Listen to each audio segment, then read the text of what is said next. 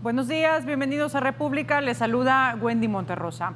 Aunque todas las personas son vulnerables a contraer COVID-19, son los pacientes con patologías crónicas como la insuficiencia renal quienes presentan mayor riesgo.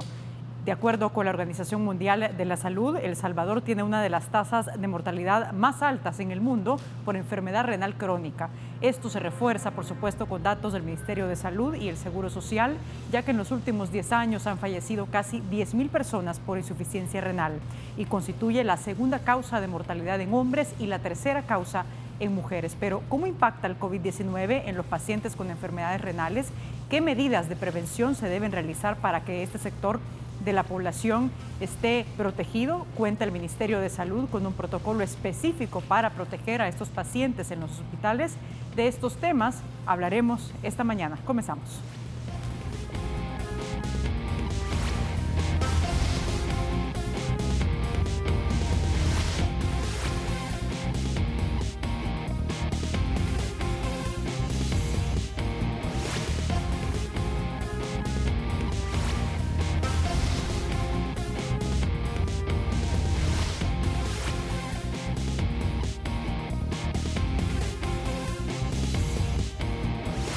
Bien, para hablar de estos temas que ya le poníamos en contexto, la afectación de los pacientes que padecen insuficiencia renal tras el COVID-19, porque es bien importante contextualizarlo en este punto. ¿Qué pasa con este tipo de sector de la población que padece enfermedades renales en este contexto de crisis sanitaria? Damos la bienvenida al doctor Carlos Chicas Méndez. Él es nefrólogo e internista del Seguro Social y también secretario de la Asociación de Nefrología de El Salvador. Doctor, bienvenido, ¿cómo está? Muy buenos días, gracias por la invitación.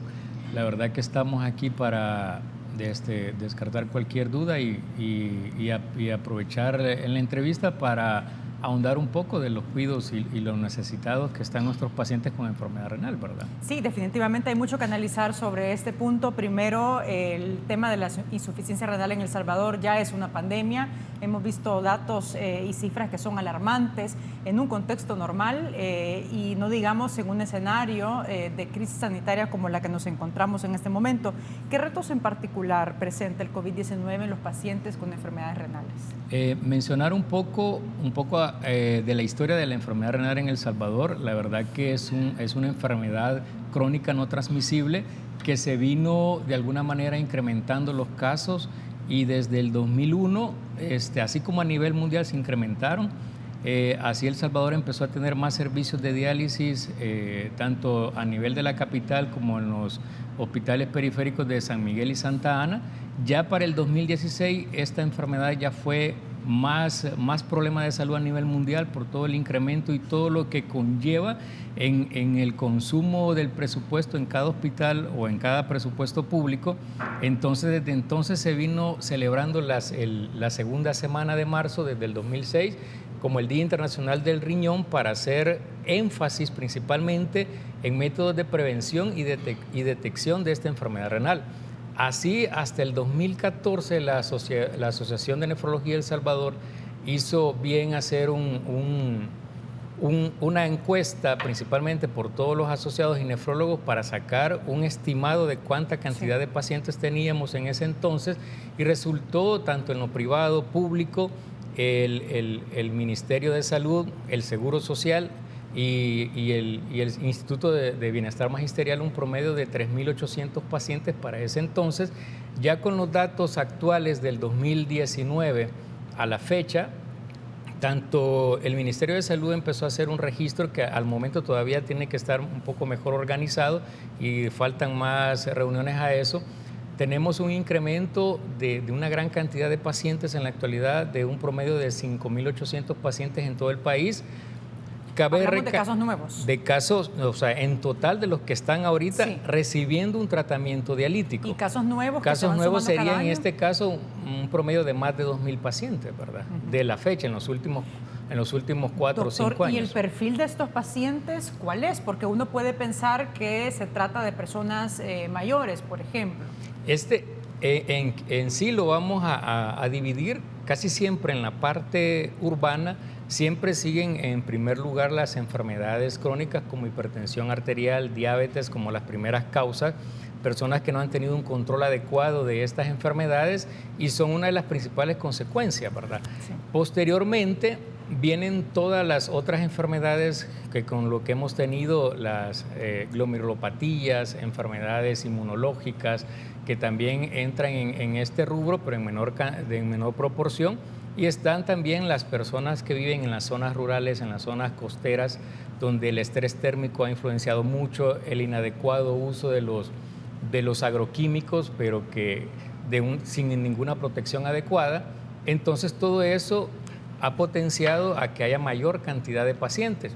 Y de por sí tenemos otro gran grupo que es muy importante mencionarlo de los últimos 15 años, mayores adolescentes teniendo hijos prematuros. Eso condiciona que el niño que nace prematuro nace con menos células renales y esos tienen ya una predisposición al nacer, que en la adolescencia son los que tienen mayor cantidad de riesgo a tener enfermedad renal. ¿Y el porcentaje de niños que nacen prematuros que tienen una afectación renal es muy alto?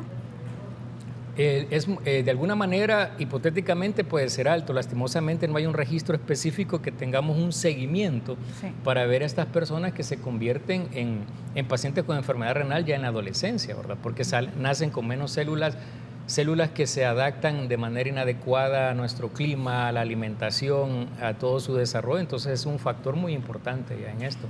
Al observar la cantidad de casos, vemos que sobre todo se concentran en la zona oriental del país, este llamado corredor seco nacional. Por ejemplo, el factor, como usted dice, el clima es un factor predominante para los pacientes con insuficiencia renal, ¿no?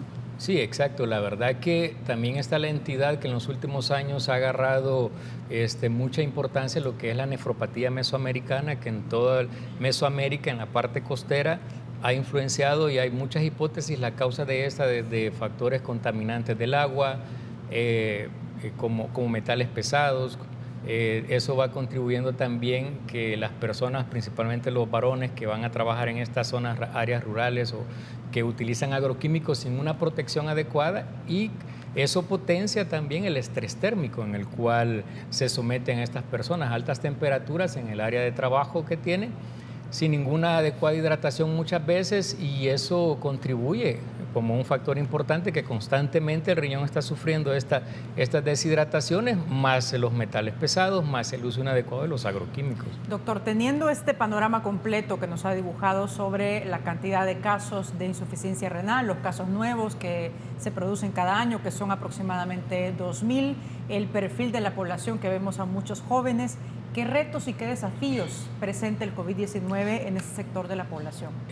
Con respecto al COVID-19, partiendo de que la enfermedad renal crónica es una enfermedad que tiene casi siempre múltiples comorbilidades como diabetes, hipertensión, alteraciones del ácido úrico, alteraciones en su estado hematológico, eso principalmente conlleva que estas personas tienen de alguna manera alterado su sistema inmunológico.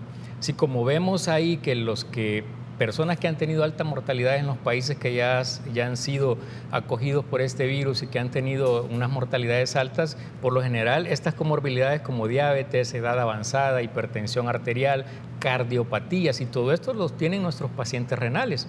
En los últimos datos, lastimosamente, solo tenemos 3 meses de este virus.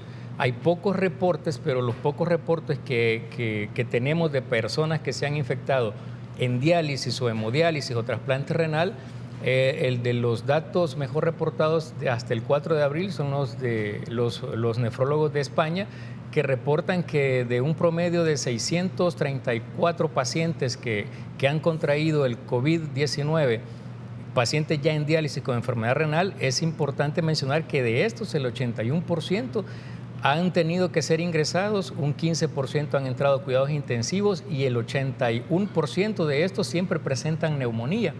Y solo el 9% ha sido asintomáticos. Habían otros reportes que en un grupo en especial, los que no tenían tanta comorbilidad, son los que tenían menos complicaciones con el virus. Y de por sí, en el Seattle, en Estados Unidos, ya pasando a nuestro continente, los primeros casos que se reportaron de muerte en este país fueron personas de mayor edad, pero que estaban en tratamiento dialítico y que tenían también más de 2 o 3 comorbilidades, diabetes, hipertensión, que son los primeros que murieron en Estados Unidos. Por lo tanto, nuestra población Lastimosamente sería catastrófico esto, una contaminación masiva con nuestros pacientes, porque si nos fijamos en este porcentaje, más del 80% va a necesitar ingreso, la sintomatología florida, una neumonía, y de estos reportes de España que le mencionaba, el 29% han fallecido, un promedio de 150 pacientes. La verdad que se nos vuelve un tanto más caótico. ¿Por qué? Otro factor de riesgo para el virus y que altera más su sistema inmunológico que los pacientes que tienen bajas dosis de diálisis, como en el Ministerio de Salud, por la poca cobertura y alta cantidad de pacientes, no le dan la diálisis suficiente. Hay quienes no tienen la dosis adecuada que se debería de prescribir a estos pacientes por el falta de espacio, falta de Doctor, ¿y hay muchos pacientes insumo en esta condición, por ejemplo, hay muchos que no pacientes reciben la dosis suficiente de diálisis? La verdad que se trata, tanto el MinSal trata de cubrir un poco más eso, pero siempre queda un buen porcentaje de pacientes, que un promedio de un 40% al 50% que no tienen la dosis específica. En tanto, por ejemplo, en el Seguro Social, que a pesar de que se cubre un cuarto de la población en general del país, resulta que más del 50% son los que tenemos tratamiento dialítico en estas unidades, y aún así, que donde se tiene un poder adquisitivo mayor, se absorbe mayor cantidad de pacientes en diálisis, pero aún así hay un pequeño porcentaje, que no un 20%, que no se logra tener la dosis adecuada de hemodiálisis, y en estos casos es cuando hay una mayor predisposición, y más estos pacientes que están en hemodiálisis, que necesariamente tienen que ir 2 veces a la semana o 3 veces a la semana a un centro hospitalario para recibir su tratamiento. Doctor, tengo que hacer una pausa, pero vamos a seguir conversando sobre este punto, porque es bien importante. Por ejemplo, ¿cómo podemos cuidar a los pacientes con insuficiencia renal en este contexto de COVID-19? Hacemos pausa y regresamos enseguida con más. No nos cambien.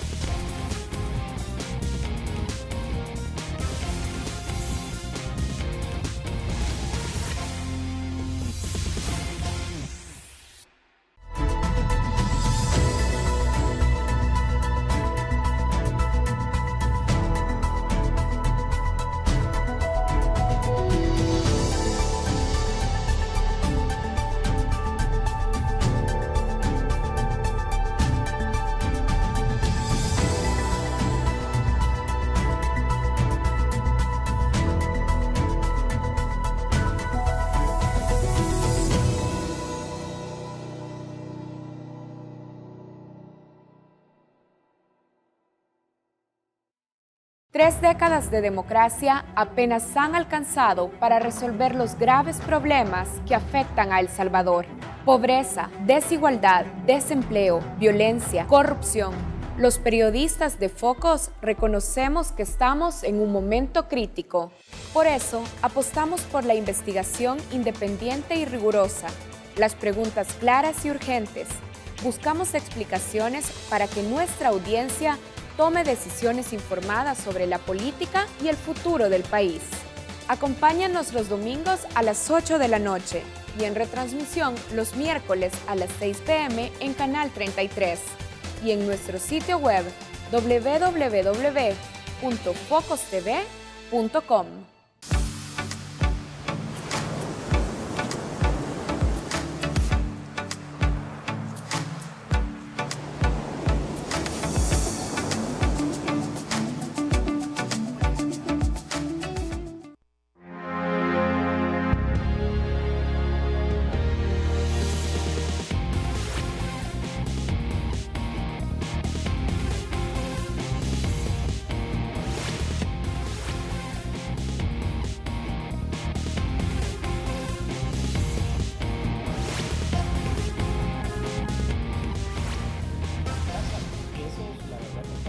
Sí, bien, estamos de regreso esta mañana conversando con el doctor Carlos Chicas Méndez. Él es nefrólogo e internista del Seguro Social y también secretario de la Asociación de Nefrología de El Salvador. Hablamos del impacto, de los efectos que puede tener el COVID-19 que está teniendo ya en pacientes con enfermedades renales crónicas. Doctor, usted nos ha hablado muy bien de la situación de los pacientes en El Salvador, de las deficiencias que se encuentra, por ejemplo, en el sistema de salud público sobre la cantidad de dosis de diálisis que tienen algunos pacientes. Nos hablaba del 40, del 50%, pero hay un factor importante, por ejemplo, en este contexto de COVID-19.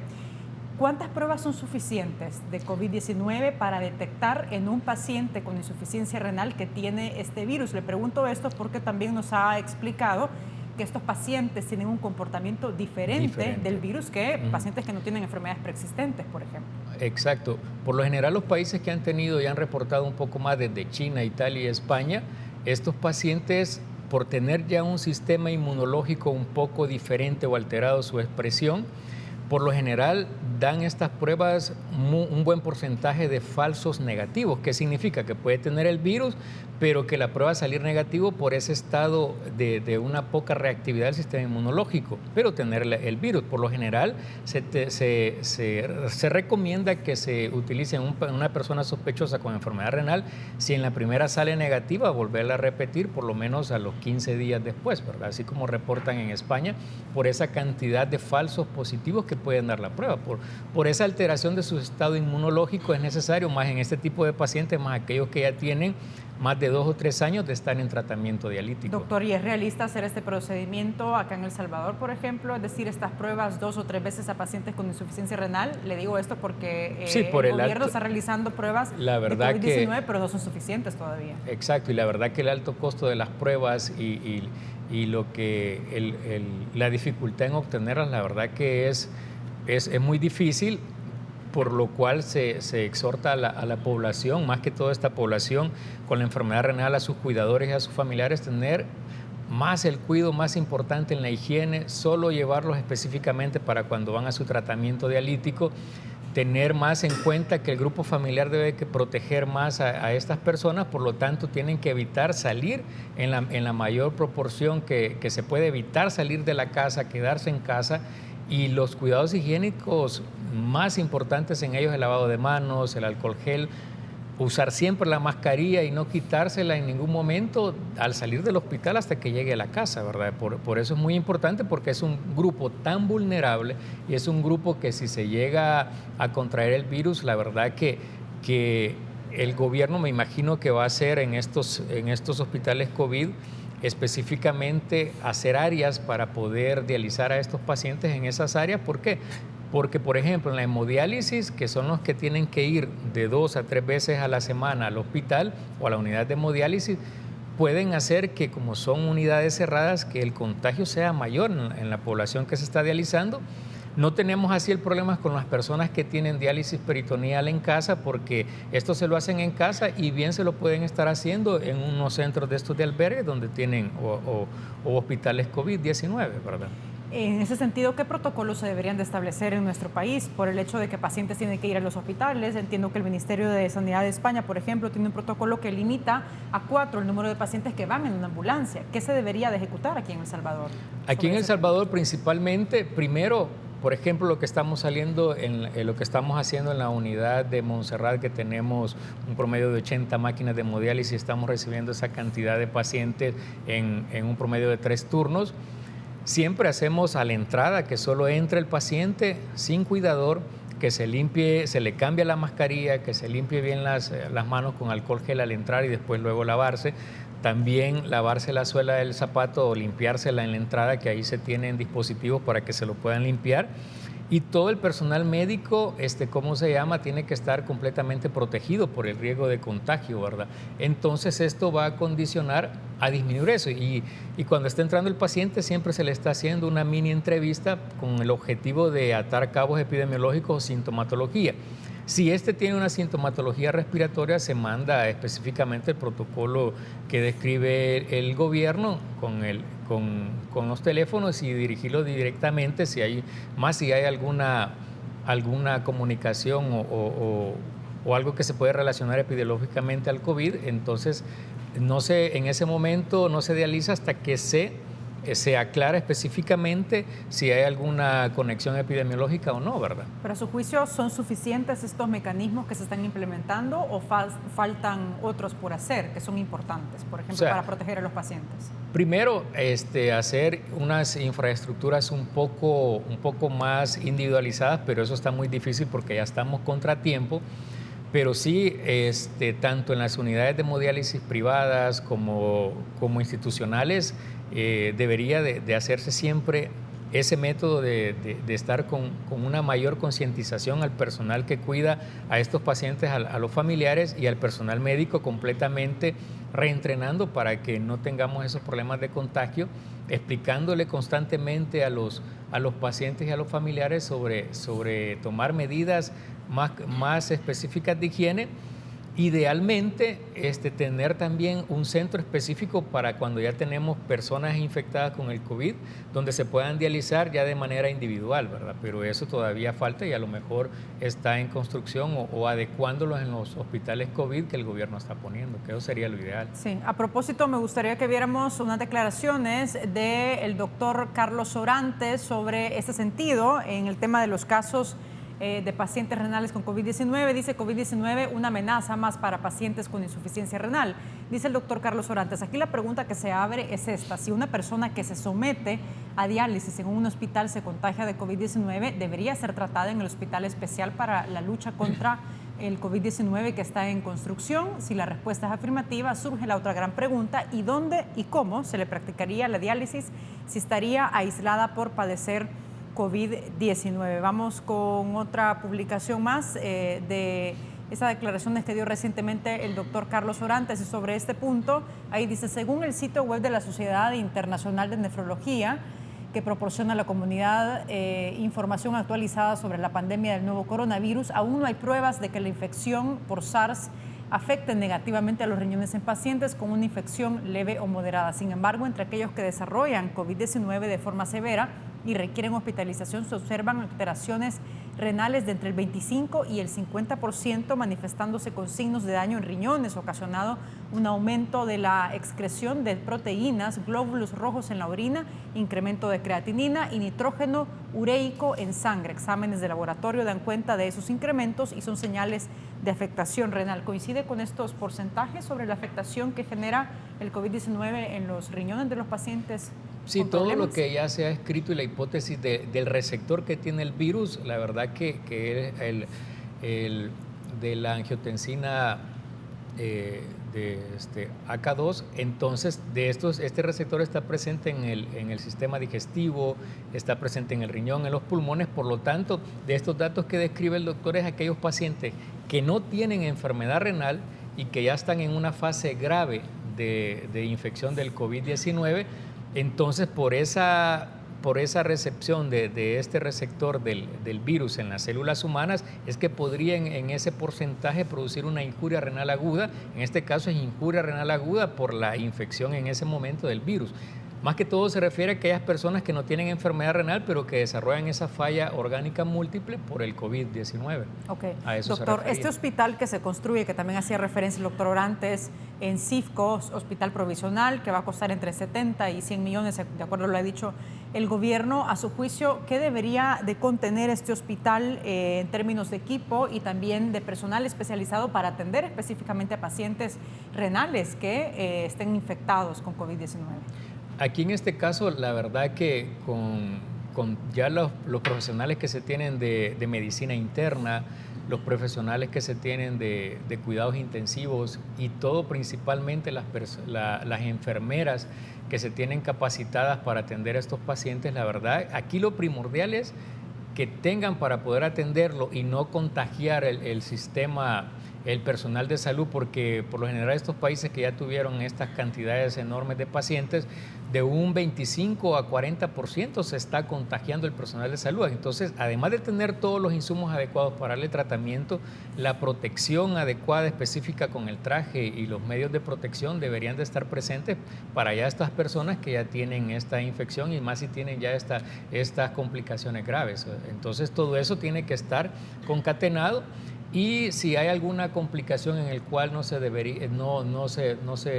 puede tratar, o sea, si en algún momento dado hay necesidad de que esté un nefrólogo, igual con la completa protección, ¿verdad? Porque eso es muy importante, que aquí también, así como tenemos que ir derivando de manera organizada y muy bien planeada, el personal médico, ¿verdad? Para que no tengamos después un contagio enorme también de personal médico, porque eso va a hacer que los que queden trabajando sobrecargarle aún más el trabajo en una epidemia, en una pandemia como esta. Sí, perfecto. Tenemos que hacer una pausa. Regresamos enseguida con más de esta entrevista. No nos cambien.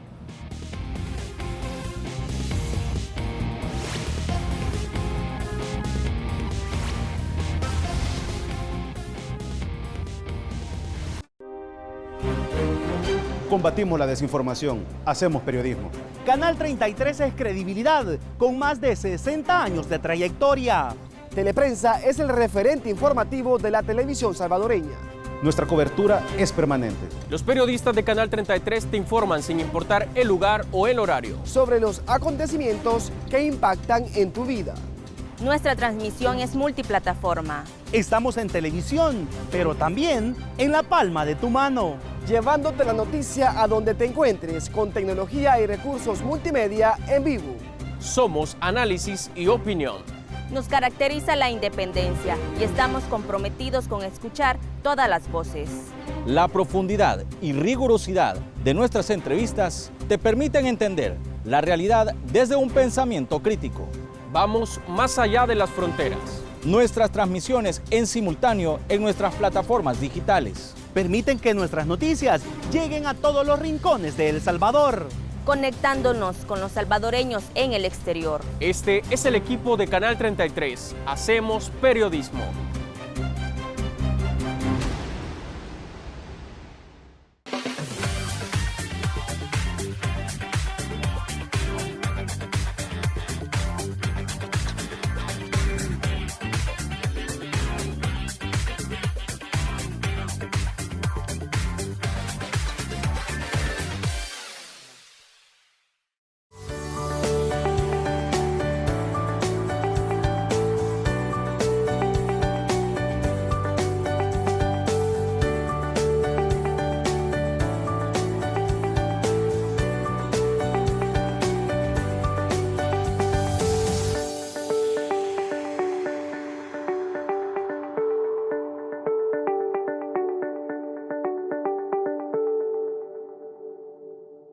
Estamos en emergencia nacional ante el brote global de coronavirus. Te pedimos que cumplas con todas las medidas de prevención tiradas por las autoridades. Lava constantemente tus manos con abundante agua y jabón. Quédate en casa y como buen salvadoreño evita aglomeraciones y también estar en contacto con personas que tienen gripe, fiebre y tos. Cuida y protege a los adultos mayores a tu alrededor. Como salvadoreños debemos de permanecer unidos con fe, esperanza y mucha confianza. Sigue las recomendaciones del Ministerio de Salud y autoridades gubernamentales. Y evita compartir información de dudosa procedencia. Los salvadoreños hemos demostrado que con unidad tenemos fuerza para salir adelante. Quédate en casa.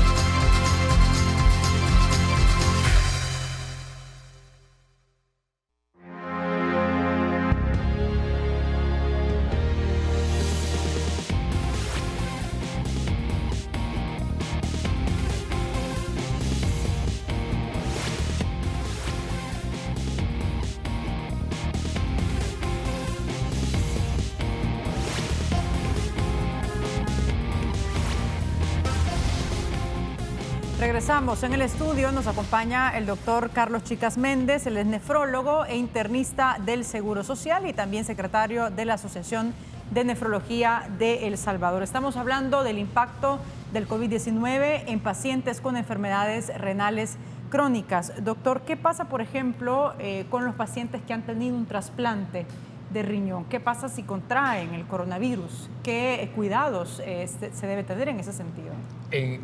Con las personas ya trasplantadas, la verdad que también son un factor de riesgo. Recordemos siempre la definición de enfermedad renal crónica, además de lo que ya se conoce del concepto de las alteraciones funcionales y estructurales o histológicas que tiene una persona por más de 3 meses. También se incluye personas trasplantadas, o sea que el paciente trasplantado no significa de que está exento directamente de la enfermedad renal. Partiendo desde que consume medicamentos que alteran su estado inmunológico para tenerlo lo más bajo y que no hay una respuesta de reacción de su cuerpo de rechazo, por lo cual hay que tener sumo cuidado.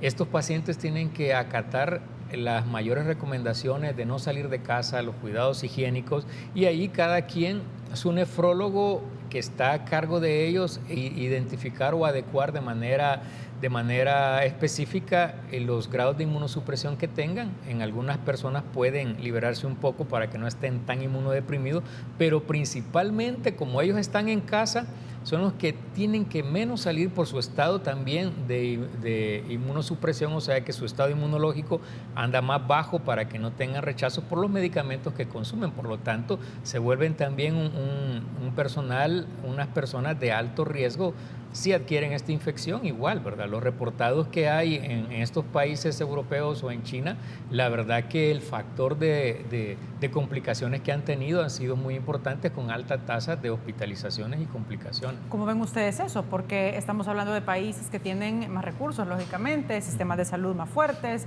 sistemas sanitarios diferentes a los de América Latina, no digamos El Salvador. ¿A qué nos vamos a enfrentar nosotros en una situación más grave de COVID-19?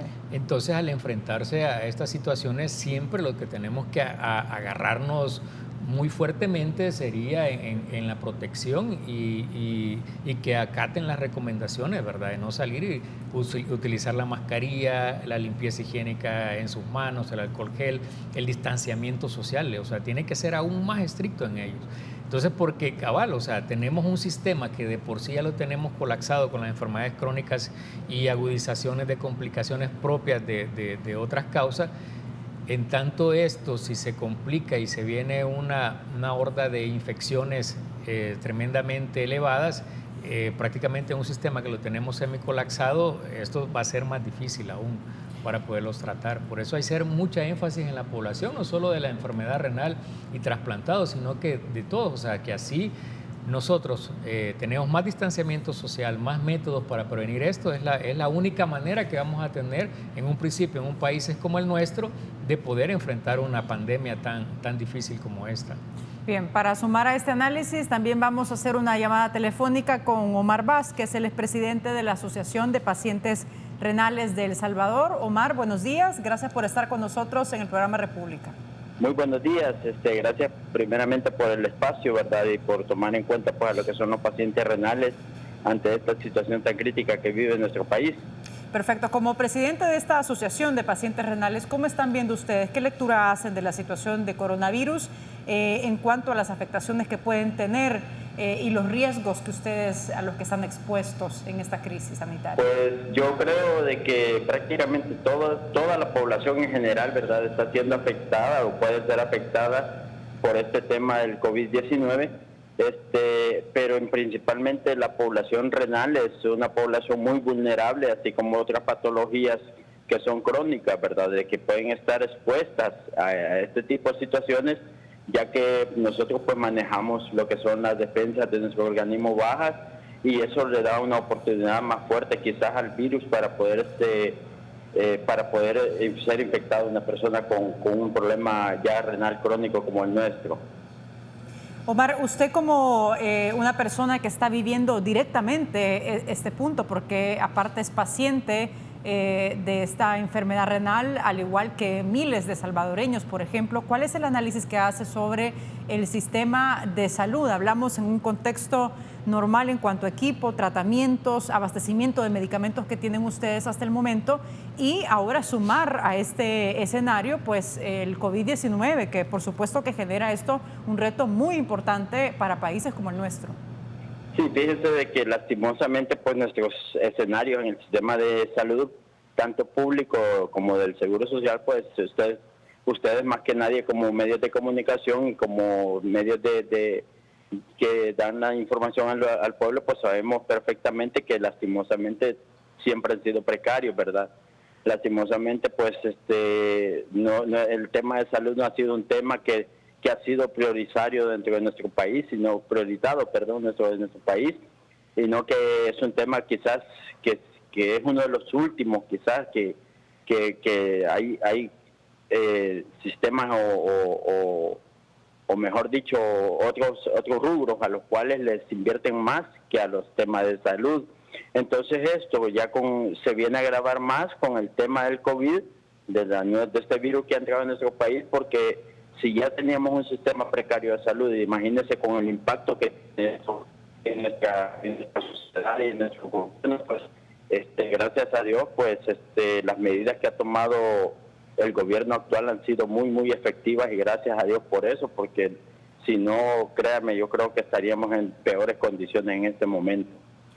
Omar, ¿cómo es en su caso, por ejemplo, cuántas veces le toca ir al hospital a recibir tratamiento y cómo está viendo usted esta situación? Porque, lógicamente, si no les está tocando ya, les va a tocar convivir con pacientes que tengan COVID-19.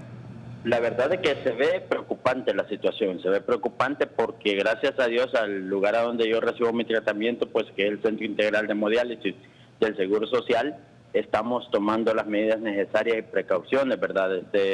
Nos limpiamos los zapatos antes de entrar, nos ponemos digamos con mascarilla, y nos ponemos la mascarilla inclusive allá cuando estamos, nos lavan las manos, nos lavamos las manos, nos echamos el alcohol gel.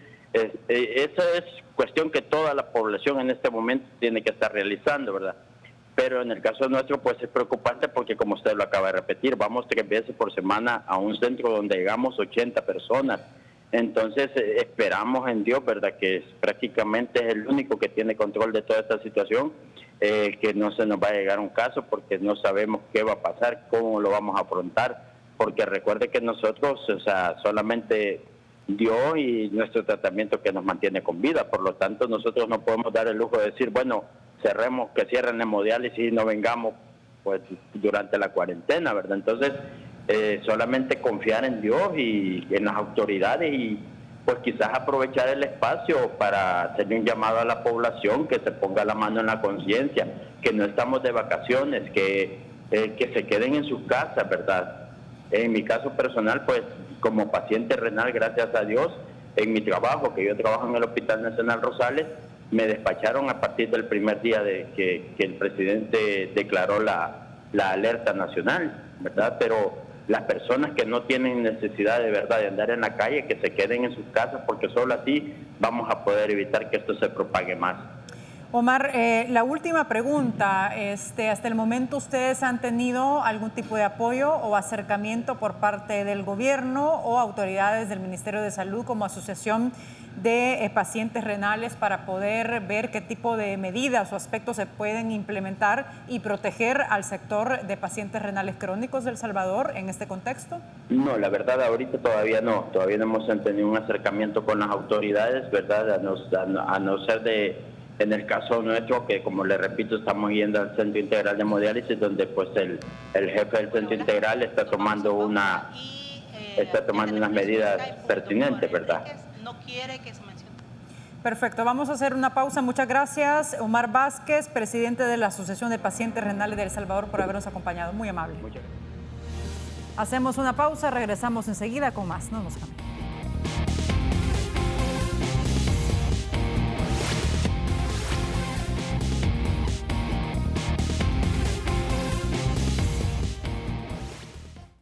Y esto comienza brutal.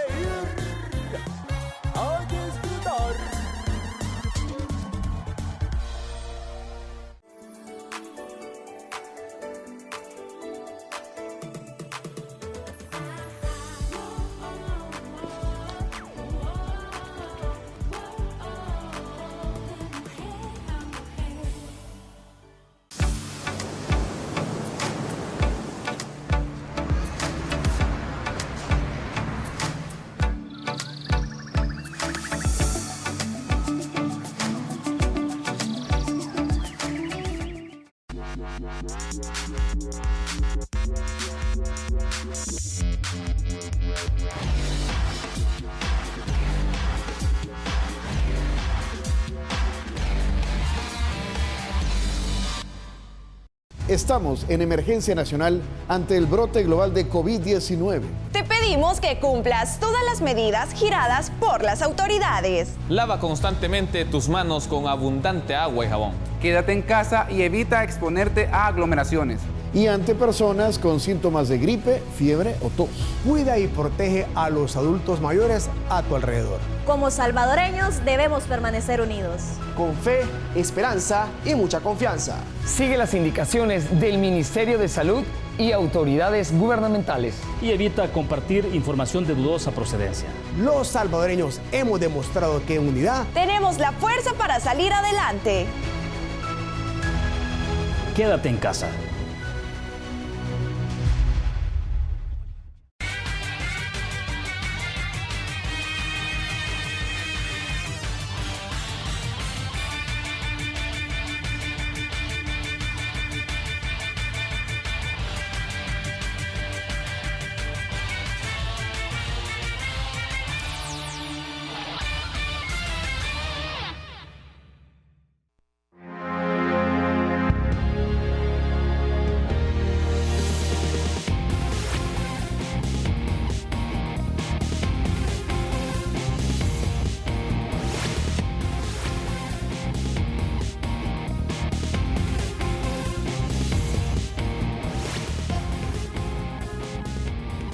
Bien, estamos de regreso esta mañana hablando del impacto de los efectos que tiene el COVID-19 en pacientes con insuficiencia renal. En el estudio nos acompaña el doctor Carlos Chicas Méndez, nefrólogo e internista del Seguro Social y también secretario de la Asociación de Nefrología de El Salvador. Y para sumar a este análisis hacemos un enlace vía Skype con el doctor nefrólogo también Carlos Enríquez. Buenos días, doctor. Gracias por estar con nosotros para República. Buenos días, gracias por la invitación para platicar de un tema muy de actualidad y necesario conocer. Por supuesto, doctor, es necesario conocer qué está pasando, por ejemplo, con los pacientes con insuficiencia renal en este contexto, y me gustaría comenzar con esta pregunta a través de su perspectiva. ¿Qué escenarios se configuran para los pacientes con insuficiencia renal en este contexto de COVID-19 y tomando en cuenta también la capacidad que tiene el sistema de salud público de El Salvador? Bueno, la verdad que hay dos tipos de escenarios, ¿verdad?, que hay que tener presente. El primero, que son más de 4,000 personas que reciben terapias de sustitución renal en todo el país, ya sea público o privado, y de alguna forma, pues, estos tienen algún grado de concentración de 1 a 3 veces por semana. Ese es el riesgo, obviamente, de tomar las medidas que fueron alertadas con suma anticipación y que creo que la mayor parte de médicos, nefrólogos, pues las estamos ejecutando al momento de ver los pacientes en las terapias de diálisis y hemodiálisis, principalmente, así como también lo que ven en el área de trasplante. Esta población, pues, quieras o no, tiene una predisposición mayor, puesto que en lo que se ha venido evolucionando del virus de diciembre a la fecha, pues se ha observado algún grado de afinidad del virus para penetrar al cuerpo por ciertos receptores que son susceptibles en nuestros pacientes renales. Esto, pues, no solamente esto, sino que diabéticos hipertensos. Lo malo que nuestros pacientes provienen de la hipertensión y la diabetes en la mayor parte de causas de la enfermedad renal. Ese es un panorama innato, pues podemos decir, por simple y sencillamente padecer la enfermedad renal con los antecedentes diabetes e hipertensión. También hay un antecedente bastante complejo, creo yo, que se ha venido observando, como es la dificultad al acceso a la diálisis. Quieras o no, pues prácticamente casi todo el planeta está en una cuarentena, entonces la dificultad de la movilización del paciente hacia las terapias en forma repetitiva lo está presentando, y obviamente quizás lo presenta los que son más vulnerables, los de escasos recursos, los que vienen de áreas bastante alejadas del casco urbano, son los que quizás luchan más para poder adquirir su diálisis por la reducción al transporte, por las regulaciones que hay, y esto se convierte también en una situación que le suma mayor riesgo. Es decir, si estos pacientes están urémicos o están con un mal tratamiento de diálisis, se hacen más predispuestos a desarrollar el COVID-19. Doctor, Entonces, ¿y hay alguna alternativa, sí, por ejemplo, para estos pacientes que tienen que recibir tratamiento? No me refiero tanto a los casos graves, porque es obvio, pero sí a pacientes que necesitan un tratamiento específico y tienen que ir, por ejemplo, a los hospitales. ¿Hay alguna alternativa para no exponerlos de alguna forma en esta situación de crisis? Es que los pacientes, no necesariamente a los hospitales, sino que a sus centros de diálisis, ya sea diálisis peritoneal o hemodiálisis, que pueden ser intrahospitalarios o extrahospitalarios, ¿verdad? Creo que el ejemplo más grande es el Seguro Social, con una unidad satélite bastante grande, que creo que el doctor Chicas le puede hablar del tema. Sin embargo, también las unidades privadas, ¿verdad?, que bien o mal, que constituyen el 4 o 5% de la población en diálisis, pues también. Entonces, la libertad de acceso, quieras o no, pues no se ha restringido por parte de las autoridades. Al contrario, han sido, desde el primer instante, han colaborado en el hecho de facilitar con una constancia que uno puede generarle al paciente, puede movilizarse. Sin embargo, las regulaciones al transporte y la movilidad, eso sí los pone en algún grado de aprietos.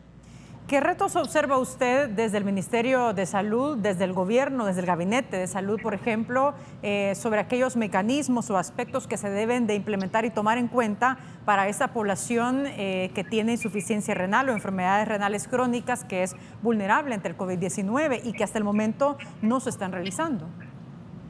Bueno, no puedo hablar por el gobierno, sin embargo, puedo decir de que a los responsables de unidades de diálisis del sistema, pues se nos ha llamado en algún momento para llegar a un consenso en el abordaje del tratamiento, ¿verdad? Entonces, y levantar algún grado de guías que espero o asumo que todavía están pendientes de firma, puesto que desde el primer día que se impuso la cuarentena, se ha venido trabajando al respecto.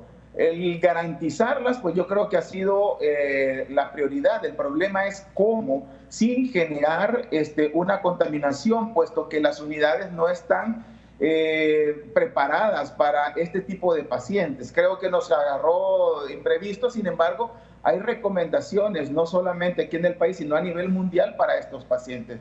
Creo que el reto es grande y se está trabajando al respecto. No sé cómo se va a tomar en cada institución, pues, para poderlo desarrollar. Yo creo que eso ha quedado a criterio local para poder establecer eso. Sin embargo, por el momento se nos ha dicho que pacientes positivos tienen que ser evaluados a través del 132 para poder ver el manejo al respecto. A ver, pero ¿cómo se está manejando ese punto? Porque ya lo conversábamos con el doctor Carlos Chicas, que para pacientes que tienen insuficiencia renal es muy difícil detectar, por ejemplo, con la primera prueba de COVID-19 que tienen efectivamente el virus. Lógicamente habría que establecer o realizar 1 o 2 pruebas.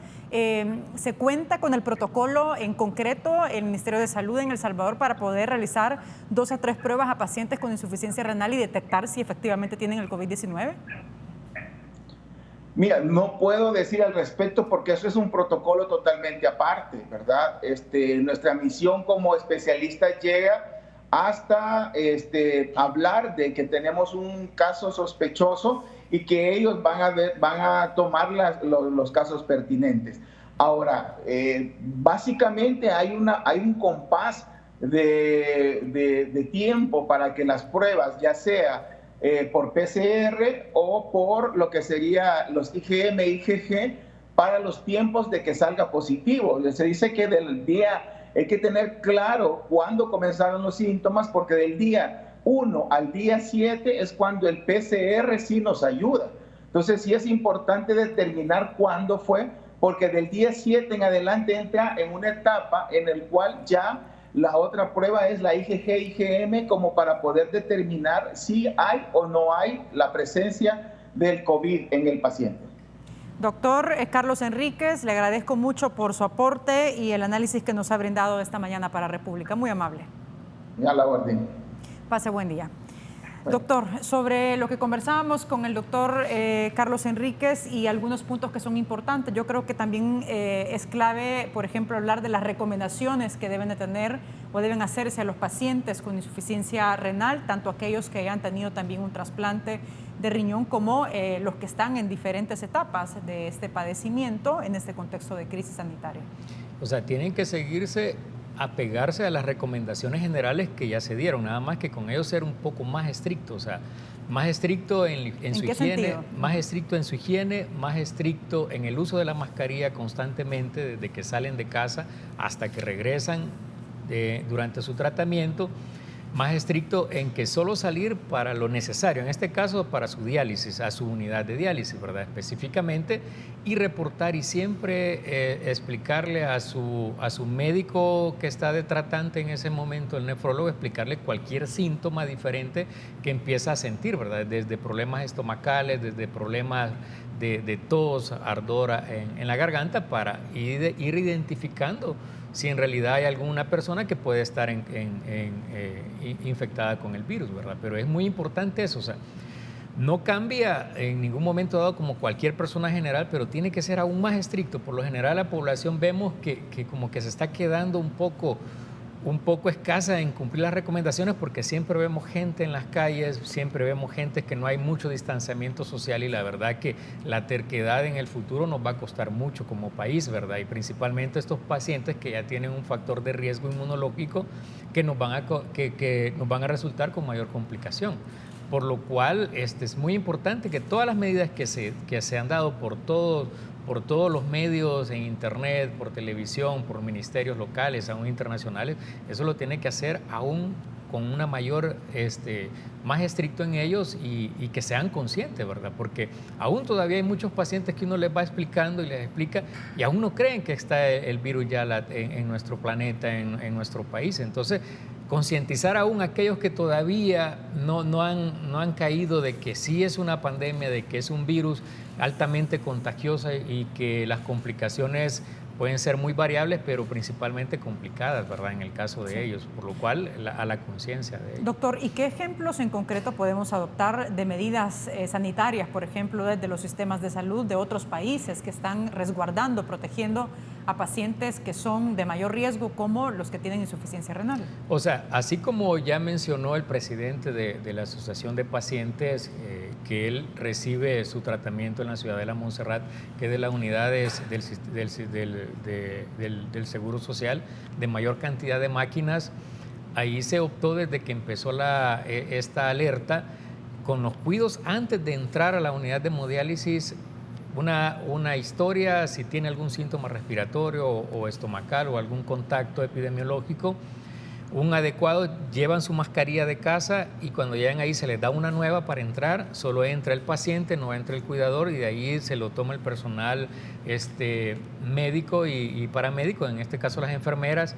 Se lavan adecuadamente sus manos al entrar, la menor cantidad de prendas que puedan condicionar de llevar virus o bacterias hacia las unidades, y las unidades constantemente se están lavando para eso. Lo que explicaba, se les limpia la suela de los zapatos con insumos adecuados en el piso, con lejía, para que entren lo más limpio posible en estos casos, y eso, por lo general, la mayoría de todas las unidades aún privadas han optado por eso, y principalmente se les vuelve a explicar, ya estando conectados, que tengan el aislamiento social de manera oportuna, y que no se quiten la mascarilla al salir de las unidades, la nueva que se ponen para salir y llevar a casa, que no se la quiten hasta que lleguen a casa, ¿verdad? Y tener mucho cuidado cuando los que se transportan en buses, los que se transportan en algo otros, como camioncitos, por ejemplo, que tengan lo más adecuado de tocar en la menor cantidad de objetos o cosas, y cuando lleguen a la casa, usar todas las medidas que ya se le explicaron a la población, de cambiarse de ropa, de tener una limpieza adecuada con los zapatos. Antes de entrar a la casa, antes de tocar cualquier objeto, ya se hayan cambiado de ropa, o todas las cosas que llevan, desde bolsones y todo eso, dejarlos en la entrada, los zapatos igual, con spray de lejía igual, ¿verdad? Optar con esa medida, con el objetivo de no arrastrar también a la casa. Y la gente que vive con estos pacientes igual, o sea, así como ellos se cuidan, también ser más estrictos en sus cuidados y cumplir todas las recomendaciones higiénicas y de aislamiento social que se están dando. Perfecto, doctor. Muchas gracias por habernos acompañado esta mañana. Muy amable. Bueno, pues muchas gracias por la invitación. De esta manera finalizamos. Gracias por habernos acompañado. Fuerte abrazo. Buen día.